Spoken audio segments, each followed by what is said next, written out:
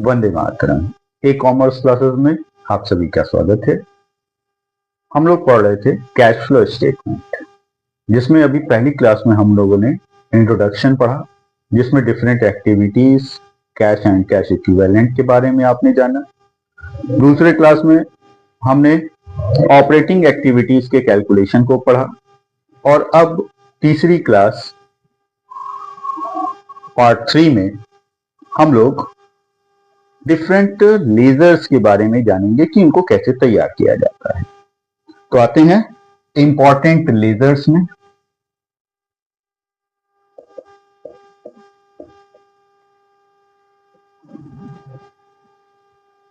सबसे पहला लेजर आता है प्रोविजन फॉर टैक्सेशन का। दूसरे नंबर पे आता है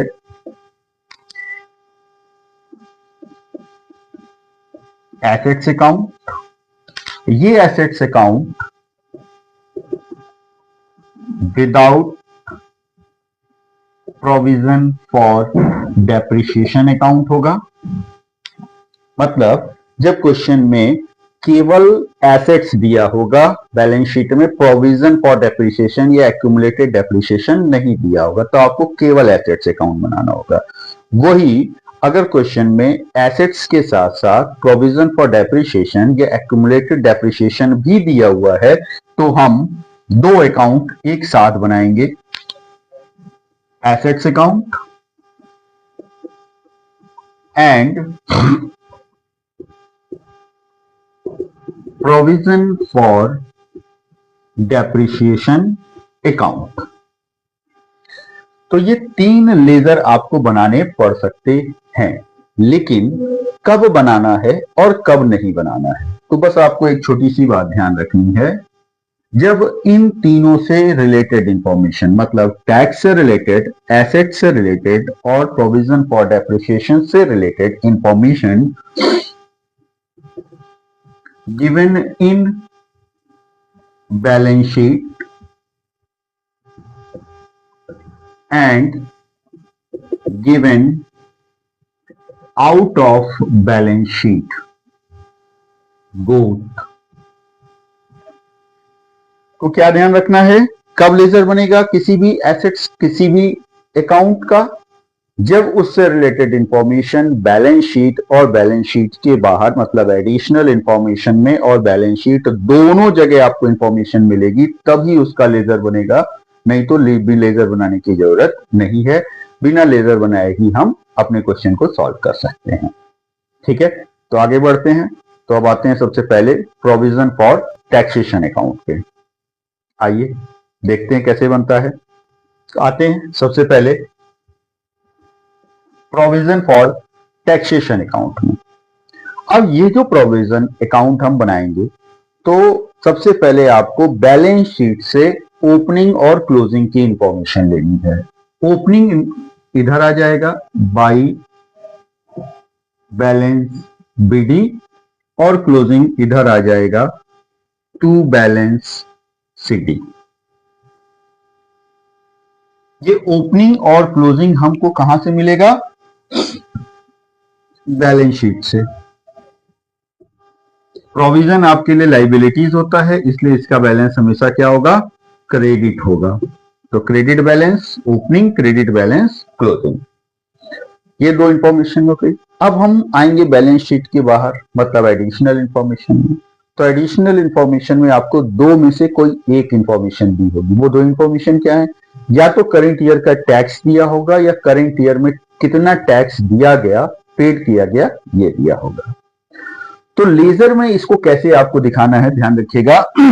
करंट ईयर टैक्स आपको इधर लिखना है बाई स्टेटमेंट ऑफ पीएल। इस स्टेटमेंट ऑफ पीएल में आएगा क्या? करंट ईयर टैक्स, या जिसको टैक्स मेड भी कहा जाता है। अब दूसरी इंफॉर्मेशन क्या है? पेड। तो पेड जब करेंगे तो to bank account, tax paid. Provision for taxation account से हमको दो इंफॉर्मेशन की जरूरत पड़ती है। वो दो इंफॉर्मेशन क्या क्या है? टैक्स मेड और दूसरा टैक्स पेड। इनका ट्रीटमेंट क्या है? टैक्स मेड का ट्रीटमेंट है ऑपरेटिंग एक्टिविटीज में प्लस, और टैक्स पेड का है ट्रीटमेंट है ऑपरेटिंग एक्टिविटीज में माइनस। तो ये तो हो गया जब इंफॉर्मेशन ट्रायल बैलेंस के अंदर और ट्रायल बैलेंस के बाहर दोनों जगह दी हुई है। लेकिन अगर मान लीजिए इंफॉर्मेशन केवल बैलेंस शीट में दी हुई हो या केवल एडिशनल इंफॉर्मेशन में दी हुई हो, तब आपको क्या करना है? तो इसको हम लोग समझते हैं नोट से। Note number 1, if provision for tax given in balance sheet only, अगर बैलेंस शीट में केवल प्रोविजन फॉर टैक्स दिया हुआ है तब क्या करेंगे आप? तो बैलेंस शीट में जो दिया होगा वो दो इंफॉर्मेशन होगी। कौन कौन सी? ओपनिंग प्रोविजन दिया होगा और क्या दिया होगा? क्लोजिंग प्रोविजन दिया होगा। तो ओपनिंग प्रोविजन को ही आप क्या मानेंगे? Tax paid. ये क्या मान लिया जाएगा? Tax paid. और क्लोजिंग प्रोविजन जो है उसी को क्या मान लिया जाएगा?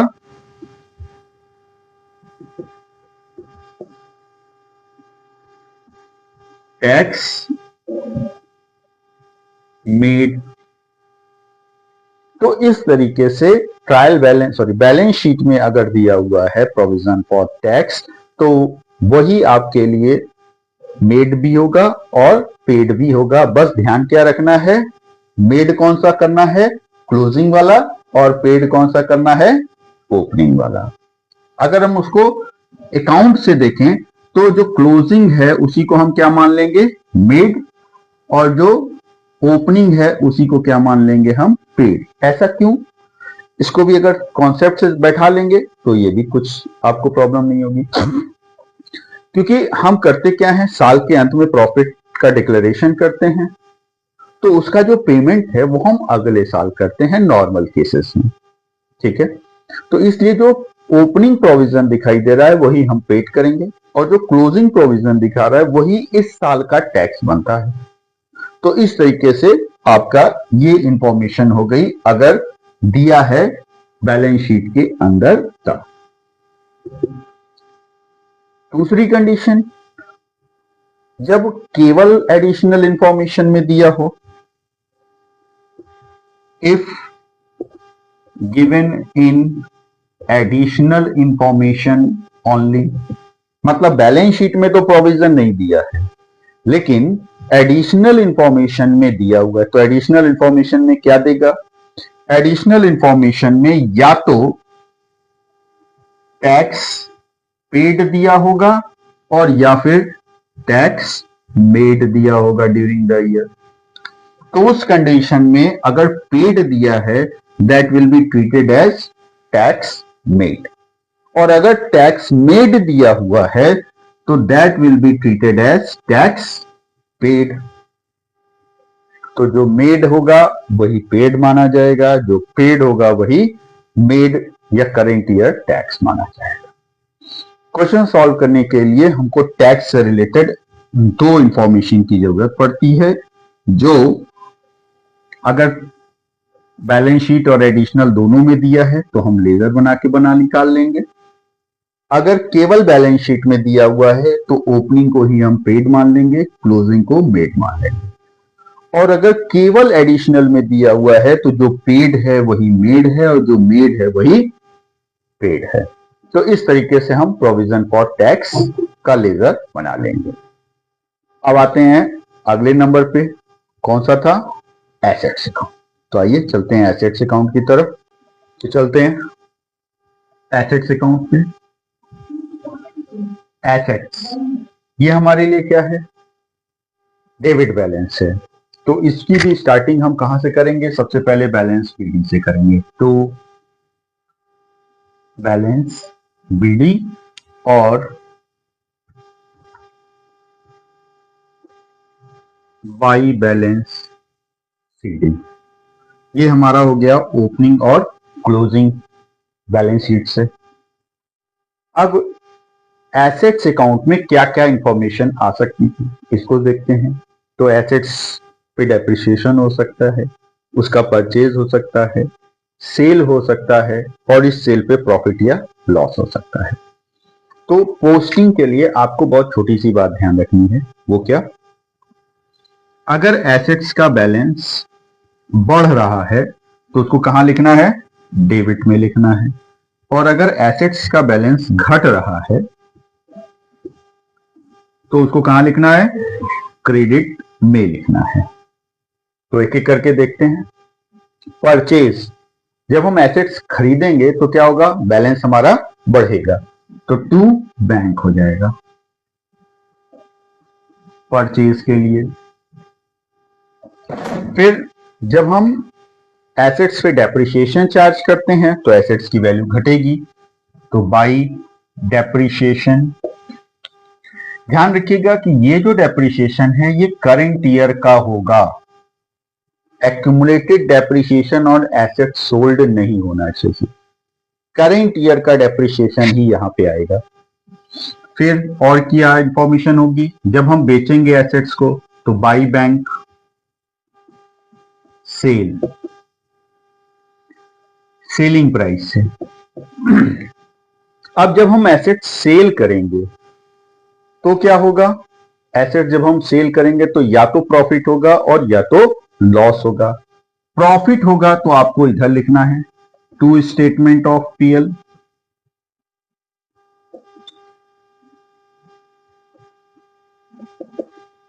और अगर लॉस होगा तो आपको इधर लिखना है by statement of PL loss. इन दोनों में से एक ही होगा, या तो प्रॉफिट होगा या तो लॉस होगा। तो ये आपका एसेट्स अकाउंट हो गया टेंजेबल एसेट्स के केस में। और अगर यही इनटेंजेबल एसेट्स है, गुडविल, पेटेंट, कॉपीराइट है, तो डेप्रिसिएशन की जगह क्या आपको लिखना होगा? Written off by written off या एमोर्टाइजेशन। बाकी एसेट्स अकाउंट में कोई चेंज नहीं होगा। तो इस तरीके से हम एसेट्स अकाउंट बना लेंगे। अब जब हम एसेट्स अकाउंट बना रहे हैं तो यहां पे दो इंफॉर्मेशन आ रही है, एक प्रॉफिट और दूसरी लॉस। तो प्रॉफिट इज इक्वल टू क्या होगा? ध्यान रखिएगा, profit on sales is equal to selling price minus actual value, या जिसको बुक वैल्यू भी कहा जाता है। उसी तरीके से लॉस के लिए क्या फॉर्मूला होगा? Loss on sale of assets, तो उसके लिए भी यही फॉर्मूला रिवर्स हो जाएगा, मतलब actual value minus selling price. अब क्वेश्चन में या तो एक्चुअल वैल्यू दी होगी या तो सेलिंग प्राइस दिया होगा। ज्यादातर केसेस में सेलिंग प्राइस दिया रहता है, एक्चुअल वैल्यू आपको निकालनी पड़ती है। तो ये एक्चुअल वैल्यू का मतलब क्या है? एक्चुअल वैल्यू का मतलब है जिस तारीख को हम एसेट सेल कर रहे हैं उस तारीख को डेप्रिसिएशन घटाने के बाद जो एसेट्स की वैल्यू बची उसी को हम कहते हैं एक्चुअल वैल्यू। अगर दूसरे सेंस में हम कहें तो एक्चुअल वैल्यू या बुक वैल्यू क्या होगा? कॉस्ट, जितने में आपने खरीदा था, इंस्टॉल कर किया था, खरीदने से लेकर इंस्टॉल करने तक जो भी पैसा खर्च हुआ वही उसकी कॉस्ट है, minus accumulated depreciation up to sales cost में से सेल की तारीख तक का डेप्रिसिएशन जब हम घटा देते हैं तो हमको क्या मिल जाती है, उस एसेट्स की सेलिंग डेट की वैल्यू, और फिर उस वैल्यू को हम सेलिंग प्राइस से कंपेयर करते हैं, और अगर सेलिंग प्राइस ज्यादा हुआ तो प्रॉफिट, और अगर कम हुआ तो लॉस हो जाएगा। जब आप क्वेश्चन करेंगे तो क्वेश्चन में आपको ध्यान रखना है कि कौन कौन सी इंफॉर्मेशन किधर जा रही है। कोई एक इंफॉर्मेशन क्वेश्चन में मिसिंग होगी और वो इंफॉर्मेशन बैलेंसिंग फिगर से आएगी। ध्यान रखिएगा, वो डेप्रिसिएशन भी हो सकता है, सेलिंग प्राइस भी हो सकता है, लॉस और प्रॉफिट भी हो सकता है, परचेज भी हो सकता है। तो सबसे पहले करना क्या है, आपको बैलेंस शीट से ओपनिंग और क्लोजिंग ले लेना है। उसके बाद एडिशनल इंफॉर्मेशन में जो इंफॉर्मेशन गिवन है उनको प्लॉट कर देना है, और उसके बाद फिर आपको देखना है क्या बच रहा है। तो इस तरीके से आपका एसेट्स अकाउंट बन जाएगा। टेंजिबल एसेट्स के लिए, इनटेंजिबल एसेट्स के लिए डेप्रिसिएशन और रिटर्न ऑफ, और इन्वेस्टमेंट का लेजर भी बनाने के लिए कभी कभी कहता है। तो इन्वेस्टमेंट का मतलब शेयर, डिवेंचर्स, बॉन्ड, सिक्योरिटीज, तो उन पे ना डेप्रिसिएशन होगा ना रिटर्न ऑफ होगा। तो ये इंफॉर्मेशन जब हम हटा देंगे इस लेजर से तो वही आपके लिए क्या हो जाएगा, इन्वेस्टमेंट का लेजर हो जाएगा, बाकी कोई चेंज नहीं होना है। ठीक है, अब देखते हैं कि जो हम लेजर बना रहे हैं उससे आपको मिलेगा क्या क्या। 5 इंफॉर्मेशन मिलेंगी, ध्यान रखिएगा। पहली इंफॉर्मेशन डेप्रिसिएशन, डेप्रिसिएशन या एमोर्टाइजेशन। दूसरी इंफॉर्मेशन लॉस ऑन सेल। तीसरी इंफॉर्मेशन प्रॉफिट ऑन सेल।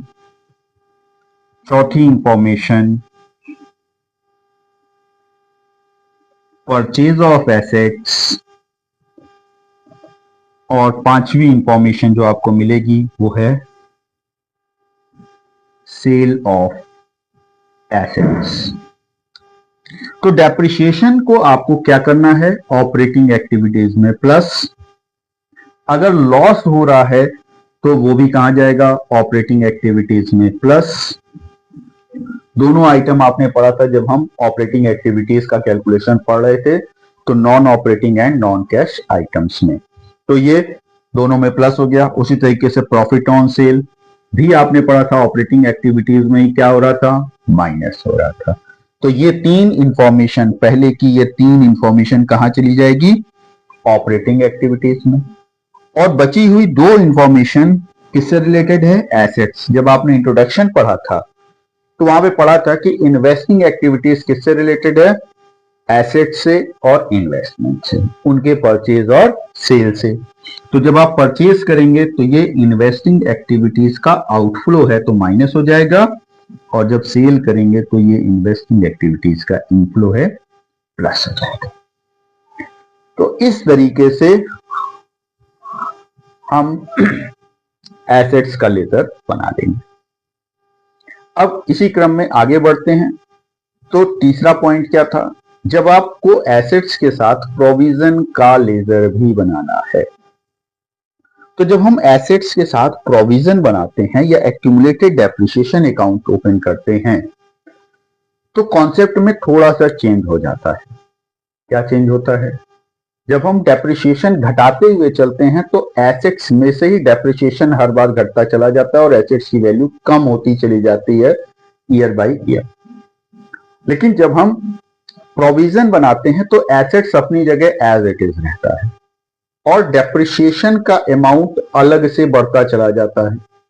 और जब हम सेल करते हैं तो दोनों को कंपेयर करके एक्चुअल वैल्यू निकाल लेते हैं। ये जो डिफरेंस है यही एक्चुअल वैल्यू है। आपने अभी पढ़ा ना, कॉस्ट माइनस एक्यूमुलेटेड डेप्रिसिएशन, घटा देंगे तो क्या आ जाएगा, एक्चुअल वैल्यू। तो 2 लेजर बनेंगे जब क्वेश्चन में एसेट्स भी दिया हो और एसेट्स के साथ प्रोविजन भी दिया हो। तो इसी में हम देखते हैं कि एसेट्स के साथ जब प्रोविजन भी बनाना हो, प्रोविजन फॉर डेप्रिसिएशन अकाउंट, तो प्रोविजन हमारे लिए क्या है? प्रोविजन हमारे लिए लाइबिलिटीज है। अब हम लोग तीसरा पॉइंट पढ़ रहे हैं, एसेट्स और उसके साथ प्रोविजन। तो जैसे एसेट्स का ओपनिंग बैलेंस क्लोजिंग बैलेंस था, वैसे ही प्रोविजन का भी ओपनिंग क्लोजिंग होगा। तो लाइबिलिटीज है तो ओपनिंग क्लोजिंग, ओपनिंग क्रेडिट में हो जाएगा बाई बैलेंस बीडी ओपनिंग और टू बैलेंस सीडी क्लोजिंग। ये हो गया भाई। चलिए अब बचा क्या? डेप्रिसिएशन। तो डेप्रिसिएशन जो अभी तक हम एसेट्स में चार्ज कर रहे थे, वो अब एसेट्स में नहीं आएगा। तो जाएगा कहां भाई? एसेट्स की जगह वो कहां जाएगा? प्रोविजन में जाएगा, क्रेडिट में ही जाएगा। तो बाई डेप्रिसिएशन। कौन सा डेप्रिसिएशन? Current year depreciation. अब अभी हमने क्या बताया आपको कि जब हम एसेट सेल करते हैं तो एक्यूमुलेटेड डेप्रिसिएशन को घटा देते हैं, किसमें से? कॉस्ट में से। तो आपको मिल जाता है एक्चुअल वैल्यू। तो कॉस्ट ऑफ एसेट्स कहां दिखाई दे रहा है? एसेट्स के लेजर में दिखाई दे रहा है। और डेप्रिसिएशन कहां दिखाई दे रहा है? प्रोविजन फॉर डेप्रिसिएशन अकाउंट में। तो अब करना क्या है? जो एक्यूमुलेटेड डेप्रिसिएशन है वो प्रोविजन से निकाल के कहां लिख देना है आपको? एसेट्स में। कहां से निकालना है?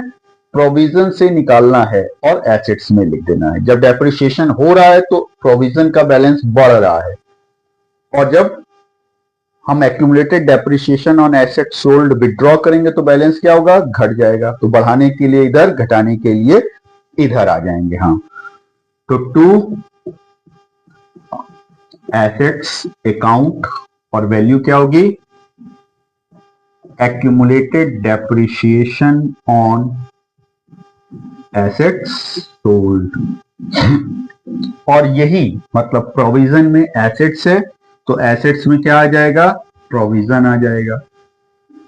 By provision for depreciation account, ये क्या है? Accumulated depreciation. तो इस तरीके से जब प्रोविजन और एसेट्स दोनों दिया रहेगा बैलेंस शीट में, और एडिशनल में किसी एसेट्स की सेल की या डेप्रिसिएशन की इंफॉर्मेशन होगी या परचेज की, तो हम ये दोनों लेजर बनाएंगे, एसेट्स और प्रोविजन का। तो एक छोटे से क्वेश्चन से भी हम लोग देख लेते हैं इसको। चलिए, क्वेश्चन में बैलेंस शीट दी हुई है 2021-2022। मशीनरी 5 लाख, 6 लाख, और लाइबिलिटीज में दिया हुआ है एक्यूमुलेटेड डेप्रिसिएशन। ये एक्यूमुलेटेड डेप्रिसिएशन या तो लाइबिलिटीज में भी दे सकता है या बैलेंस शीट में इसमें से घटाया भी जा सकता है। दोनों तरीके से इंफॉर्मेशन दी जा सकती है। 1,40,000। एडिशनल इंफॉर्मेशन में क्या रहा है? Current year depreciation ₹60,000। और कह रहा है machinery costing ₹1 lakh, sold at ₹60,000। चलिए अब पोस्ट करते हैं 1 by 1। तो पहले इसी फॉर्मेट का यूज हम लोग करेंगे।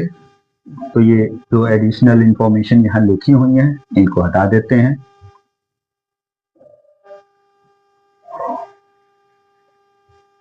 चलिए, तो आपको क्या हमने बताया था कि सबसे पहले आपको क्या करना है? सबसे पहले हमको बैलेंस शीट से ओपनिंग और क्लोजिंग लिखना है। तो मशीनरी 2021 2022 तो ओपनिंग हो गई 5 लाख और क्लोजिंग हो गई 6 लाख। अच्छी बात है। फिर आते हैं प्रोविजन में, तो ओपनिंग प्रोविजन है 1 लाख और क्लोजिंग प्रोविजन है 1,40,000। ये हो गया। इसके अलावा हमने क्या बताया था कि उसके बाद हम एडिशनल में चलेंगे। जो इंफॉर्मेशन आपके पास क्लियर है उसको पहले लिख दीजिए। तो क्या कह रहा है, करेंट ईयर डेप्रिसिएशन। तो करेंट ईयर डेप्रिसिएशन कहाँ आ रहा है, यहां आ रहा है प्रोविजन में। कितना दिया हुआ है, 60,000 दिया हुआ है। अच्छी बात है, ठीक है। और कहीं करेंट ईयर का जाना नहीं है। आगे बढ़ते हैं। कह रहा है machinery costing 1 lakh sold at ₹60,000। तो सेलिंग प्राइस दिया हुआ है, लिख देते हैं पहले 60,000। तो जब भी हम सेल करेंगे तो हमको प्रॉफिट और लॉस चाहिए, और प्रॉफिट और लॉस के लिए आपको क्या चाहिए, एक्चुअल वैल्यू चाहिए। चलिए वो भी आते हैं। तो एक्चुअल वैल्यू का फॉर्मूला था क्या, cost minus accumulated depreciation on up to sales. चलिए देख लेते हैं। तो कॉस्ट तो दिया हुआ है क्वेश्चन में, कितने की है, 1 लाख की, माइनस एक्यूमुलेटेड डेप्रिसिएशन तो हमको नहीं दिख रहा है, कोई बात नहीं, एक आध इंफॉर्मेशन मिसिंग होगी जो आपको एक्सट्रैक्ट करनी है। तो आते हैं हम प्रोविजन फॉर डेप्रिसिएशन अकाउंट में। इसमें 4 ही इंफॉर्मेशन है, ओपनिंग है, क्लोजिंग है, करेंट ईयर है और accumulated depreciation on assets sold है। यही 4 आती है। 4 में से 3 दिया हुआ है, तो चौथा क्या हो जाएगा, बैलेंसिंग फिगर हो जाएगी। निकाल लीजिए 1,60,000, 1,60,000 और ये 140 है, तो ये कितना हो गया, 20,000। तो हमको मिल गया 20,000। तो ये कितना हो गया, 80,000 एक्चुअल वैल्यू हो गई। प्रोविजन में जब एसेट्स आया तो एसेट्स में प्रोविजन भी आएगा, कितना, 20,000। अब देख लेते हैं प्रॉफिट हो रहा है कि लॉस। तो इसके लिए हमने क्या बताया था, सेलिंग प्राइस ज्यादा है तो प्रॉफिट और कम है तो लॉस। एक्चुअल वैल्यू कितनी है, 80 और सेलिंग कितना है, 60। तो मतलब बुक वैल्यू या एक्चुअल वैल्यू ज्यादा है, तो ये आपके लिए क्या है, लॉस। कितने का, 80,000 माइनस 60,000 इज इक्वल टू 20,000। तो लॉस हो गया तो प्रॉफिट अपने आप हट जाएगा। जितनी इंफॉर्मेशन थी सब आपने लिख दी। अब इसको भी बैलेंस कर लेते हैं, देखें बराबर आ रहा है, 6 लाख 7 लाख, 7 लाख और यहां पे कितना है, 5 लाख। इसका मतलब 2 लाख का क्या हो गया आपको, परचेज। ठीक है। अब ये 5 पॉइंट भी देख लेते हैं। तो करेंट ईयर डेप्रिसिएशन कितना था, 60,000 था। लॉस ऑन सेल कितना है, 20,000 है। लॉस हो गया तो प्रॉफिट होगा नहीं। परचेज है कितना, 2 लाख का।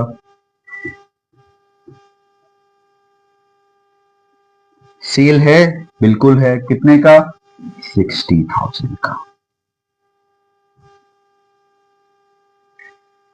तो इस तरीके से हम assets account,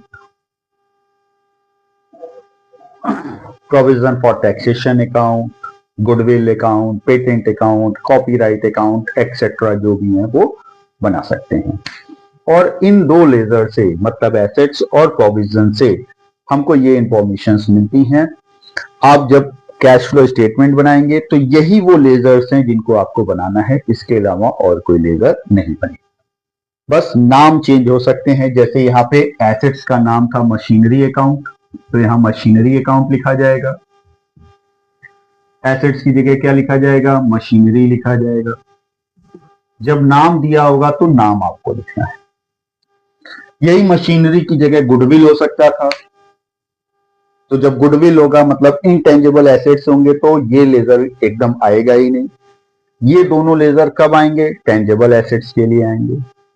land, building, machinery, plant, furniture, fixture के लिए आएंगे, बाकी के लिए नहीं आने हैं।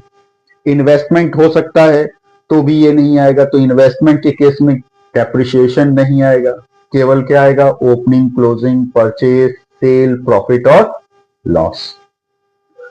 एक छोटा सा पॉइंट जो आपको ध्यान रखना है कि क्वेश्चन में कभी कभी केवल लैंड की वैल्यू दी रहती है। जैसे यहां पे इतनी इंफॉर्मेशन है, एडिशनल कुछ नहीं है, और ये लैंड की इंफॉर्मेशन है।